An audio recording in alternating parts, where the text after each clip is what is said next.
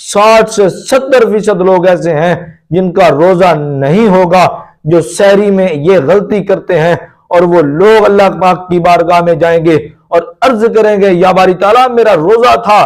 رب فرمائے گا نہیں، تمہارا روزہ نہیں تھا۔ وہ غلطی کون سی ہے؟ وہ غلطی یہ ہے کہ 60 سے 70% لوگ یہ سمجھتے ہیں کہ سحری کا وقت اذان کے ختم ہونے تک رہتا ہے۔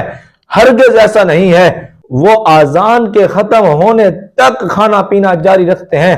یہ بات یاد رکھیے گا، سحری کا وقت اذان کے شروع ہونے سے 2-3 منٹ پہلے ختم ہو جاتا ہے، اذان بعد میں آتی ہے۔